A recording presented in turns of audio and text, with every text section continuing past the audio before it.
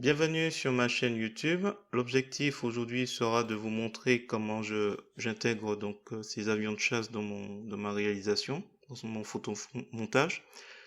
Ce sera commenté. J'essaierai d'expliquer sur certains points, d'insister sur certains points, mais globalement, ça va aller un petit peu vite sur certains points.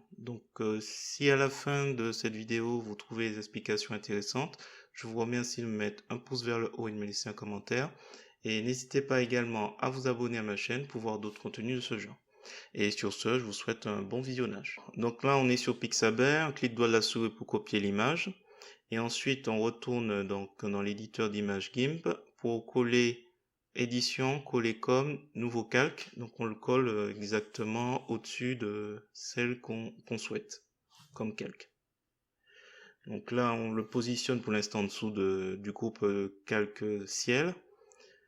Et donc là, l'idée maintenant, c'est de retirer toute la partie bleue du ciel. Donc là, je vais utiliser couleur vers alpha. Je prélève la couleur du ciel et je réduis le seuil d'opacité pour trouver juste le moment où le ciel bleu devient suffisamment transparent pour être intéressant. Donc je valide. Une fois que c'est fait, je me rends compte que le texte est placé exactement au même endroit que avion de chasse. Donc par conséquent, il faudra le déplacer. Je vais utiliser pour cela l'outil déplacement. On va le déplacer donc plutôt sur la gauche puisqu'il reste de la place. Et d'autant plus que à gauche, ça donne vraiment l'impression qu'il y a une attaque qui va se faire. Donc c'est pas plus mal cette position. Donc une fois que c'est fait, on va faire un clic droit de la souris, calque aux dimensions d'image. On va créer une copie, ou plutôt non, on va la supprimer pour l'instant. Et on va effacer avec l'outil gomme, en s'assurant qu'on est bien sur le bon calque, toutes les parties résiduelles du ciel. Ensuite, on va aller dans couleur pour jouer avec un peu les courbes et accentuer un peu les valeurs, le canal valeur pour aider dans l'intégration.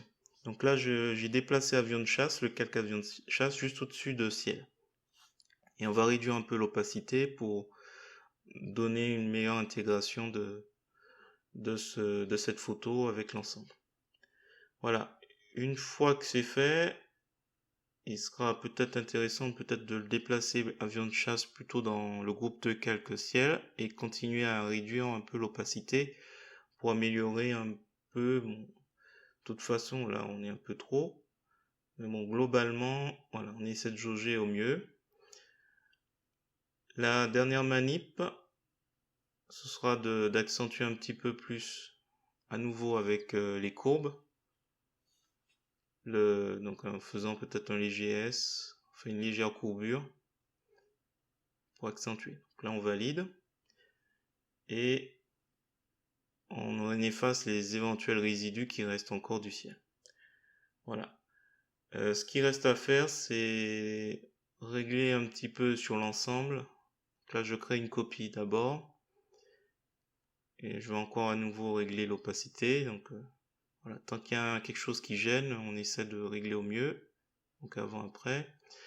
Donc là, ce qu'il faudrait faire, c'est se placer tout en haut, faire disparaître la partie texte et faire un clic droit de la souris pour faire nouveau depuis le visible. Et comme ça, on jouera, alors, clic droit de la souris, nouveau depuis le visible, on le déplace tout en haut, juste au-dessous de titre. Et là, l'idée, c'est de jouer avec température de couleur, donc qui se trouve dans couleur, température de couleur, et on va trouver un petit bleu. Voilà, l'idée, c'est de trouver un petit bleu qui soit assez sympa et qui se marie assez bien avec le titre. Slow and safe. Voilà, on clique sur OK et ensuite on peut réduire l'opacité pour atténuer si c'est un peu trop fort le bleu. Voilà, il ne reste plus qu'à enregistrer et on s'arrête là. Si vous avez trouvé intéressant cette vidéo, je vous remercie de me mettre un pouce vers le haut et de me laisser un commentaire et n'hésitez pas également à vous abonner à ma chaîne pour voir d'autres contenus de ce genre.